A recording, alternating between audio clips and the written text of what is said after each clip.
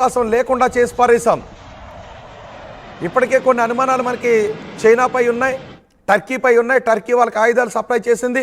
And ఐఎంఎఫ్లో loan రావడానికి కూడా కారణం సౌదీ అరేబియా, చైనా, అమెరికా అడ్డం పెట్టి ఉండుంటే ఐఎంఎఫ్లో లోన్ వచ్చి ఉండేది కాదు. ఒకవేళ సౌదీ అరేబియా నుంచి, చైనా నుంచి ఆ ఆర్థిక గ్యారంటీ, ఫినాన్షియల్ గ్యారంటీస్ ఉండకపోతే ఐఎంఎఫ్ నుంచి లోన్ వచ్చి ఉండేది కాదు. మరి ఇప్పుడు ఈ అమెరికా, ఈ చైనా ట్రేడ్ వార్ని, వాళ్ళ మధ్య ట్యాక్స్ ట్రేడ్ వార్ని తగ్గించుకునే ప్రయత్నాలు చేసి బాయిని చేతులు కలుపుకున్నారు. ఇప్పుడు సౌదీ అరేబియా కూడా వెళ్ళాడు. సౌదీ అరేబియాలో ట్రేడ్ సమ్మిట్ నుంచి మాట్లాడుతూ ఉన్నారు.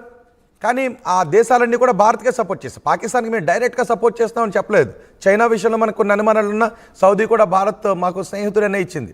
కానీ మరి భారత స్నేహితుడు అంటున్న ఈ ట్రంప్ ఏం చేశాడు?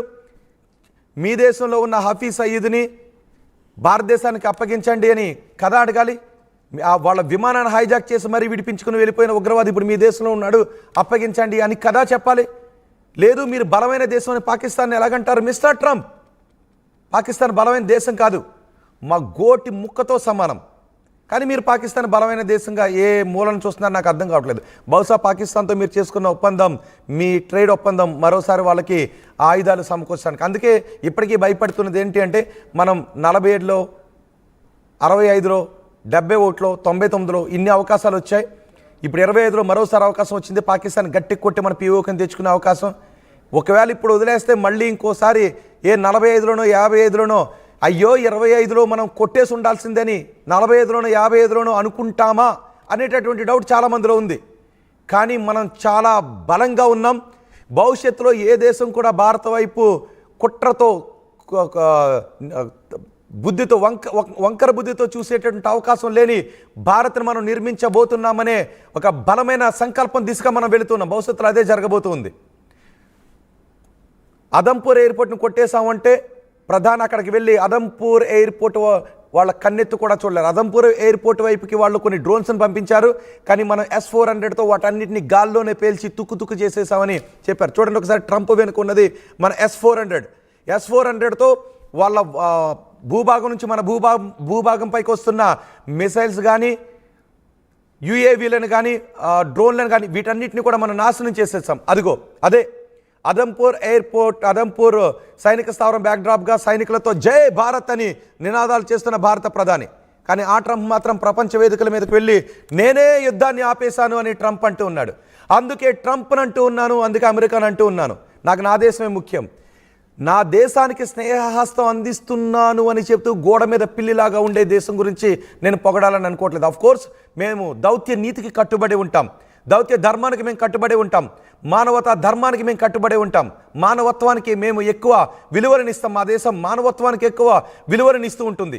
అందుకే మేము పాకిస్తాన్ పౌరుల జోలికి వెళ్ళలేదు మిస్టర్ ట్రంప్, అది గుర్తుపెట్టుకోండి. మా దేశంపై రక్తపాతాన్ని పారించిన ఆ ఉగ్రవాదులు ఇప్పటికీ పాకిస్తాన్ గడ్డపైన గాలి పీల్చుకుని బతుకుతున్నారు అంటే వాళ్ళని ఇప్పుడు మేము పీచి మనచాలి అనుకున్నప్పుడు మధ్యలో మీరు వచ్చారు. కానీ మీరు చేయాల్సింది ఏంటి అంటే ఆ హఫీజ్ సయీద్ని,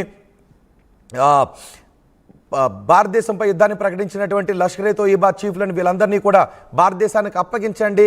భారతదేశం పీఓకే విషయంలో మిమ్మల్ని అడగం, మేమే తెలుసుకుంటాం. అది మా దేశాల మధ్య ఉన్నటువంటి విషయమే. మేము అంతర్జాతీయ సమాజం ముందుకు పీఓకే విషయాన్ని తీసుకుని రావాలని అనుకోవట్లేదు. దాన్ని మేము తెచ్చుకునే అవకాశం కూడా ఉంది. చూడండి ఒకసారి, సైనికులతో మాట్లాడుతున్నప్పుడు సైనికులు నినాదాలు చేస్తున్నటువంటి ఆ దృశ్యాన్ని ఒక్కసారి ఆ ఆడియోని విందాం.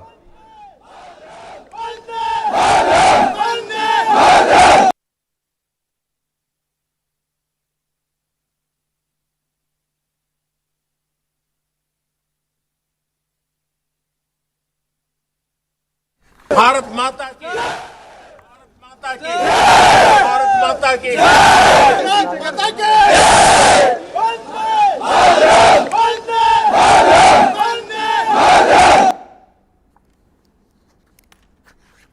भारत माता की जय, भारत माता की जय, भारत माता की जय. ఇప్పుడు ట్రంప్ నిజానికి ఏం మాట్లాడాలి అంటే మీ దేశంలో ఉన్న హఫీజ్ సయీద్ను లేదా మసూద్ అజర్ను వీళ్ళందరినీ భారతదేశానికి అప్పగించండి. డి గ్యాంగ్ సభ్యులు కూడా మీ దేశంలో ఉన్నారు కాబట్టి వాళ్ళందరినీ భారతదేశానికి అప్పగించండి. భారతదేశంతో కయ్యానికి కాలు దూవకండి. భారతదేశం కన్నెర చేస్తుందంటే మీరు మాడిపోతారు. మీరు బలమైన దేశం కాదు, అత్యంత బలహీనమైన దేశం మీరు అని ట్రంప్ పాకిస్తాన్కి చెప్పాల్సిన అవసరంలో ట్రంప్ ఏ ఎండక గొడుగు పట్టుకున్నారు. అందుకే నేను అంటున్నాను, మీరు ఏ ఎండక గొడుగు పట్టుకునే రకం, గోడ మీద పిల్లిలాగా ఉండే రకం, అదును చూసి ఎటు అవకాశం ఉంటే అటు దూకే రకం మీరు అని నేను అంటున్నాను. కాదు అని నిరూపించుకోగలుగుతారా మిస్టర్ ట్రంప్? సో ఈ ట్రంప్ మాటలు విన్న మీరందరూ కూడా ఏమనుకుంటూ ఉన్నారో మీ అభిప్రాయం ఒకసారి కమెంట్ బాక్స్లో తెలియచేయండి. ఒక్కసారి నేను ట్రంప్ ఏమన్నాడో మీకు మళ్ళీ వినిపిస్తాను. పీసీఆర్ ఒకసారి ట్రంప్ ఏమన్నాడో చూద్దాం. We did it in 3 weeks. Just days ago, my administration successfully brokered a historic ceasefire to stop the escalating violence between India and Pakistan. And I used trade to a large extent to do it. I said, fellas, come on, let's make a deal. Let's do some trading. Let's not trade nuclear missiles. Let's trade the things that you make so beautifully. And they both have very powerful leaders, very strong leaders, good leaders, smart leaders. And it all stopped. Hopefully it'll remain that way, but it all stopped. I was very proud of Marco Rubio and all of the people that worked so hard. Marco, stand up. What a great job you did on that. Thank you, J.D. Vance, Marco. The whole group worked with you, but it was a great job.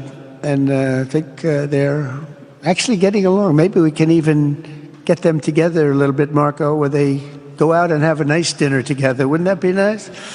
But we've come a long way, and it could be, millions of people could have died from that conflict that started off small and was getting bigger and bigger and bigger by the day. I've also been working relentlessly to end the terrible bloodshed between Russia and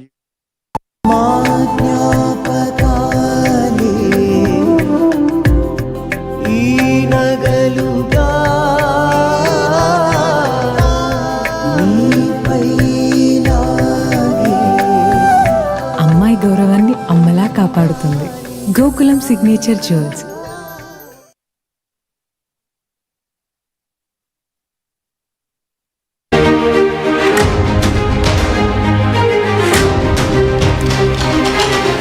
breaking news, America తన తీరు మార్చుకోవడం లేదు. అటు పాకిస్తాన్ తన బుద్ధి మార్చుకోదు, ఇటు America తన తీరు మార్చుకోదు. నిజానికి అమెరికాను నేను ఈ సమయంలో ఒక మాటతో పోలుస్తాను. మీరేమనుకుంటున్నారో మీరు దాంతో అంగీకరిస్తే కామెంట్ చేయండి. ఏ ఎండకు ఆ గొడుగు పట్టే అమెరికా తీరు ఎలా ఉంటుందంటే ఏ ఎండకు ఆ గొడుగు పడుతుంది, గోడ మీద పిల్లిలా ఉంటుంది. ఎటు అవకాశం ఉంటే అటువైపు దూకే తీరును అమెరికా మార్చుకోవడం లేదు. మనతో స్నేహస్తాన్ని అందిస్తూనే భారత్ మాకు స్నేహితుడు అని అంటూనే పాకిస్తాన్కి పూర్తి స్థాయిలో బుద్ధి చెప్పే సమయంలో నేను కలగజేసుకుని యుద్ధాన్ని ఆపేశాను అని అమెరికా అధ్యక్షుడు ట్రంప్ అంటూ ఉన్నారు. నిన్న ప్రధాని మోదీ కూడా మాట్లాడారు. మనం ఆపరేషన్ సింధూర్తో పాకిస్తాన్ వెన్నులో వణుకు పుట్టించాం. ఉగ్రవాదం అనే ఆలోచన వాళ్ళ వైపు రావాలి అన్నా, భారతదేశంలో మరోసారి దాడి చేయాలనే ఆలోచన రావాలి అన్నా వాళ్ళు కొన్ని తరాల పాటు ఆలోచించుకోవాల్సిన బుద్ధిని మనం చెప్పామంటూ మన ప్రధాని మోదీ కూడా మాట్లాడారు. కానీ ట్రంప్ అంటూ ఉన్నాడు,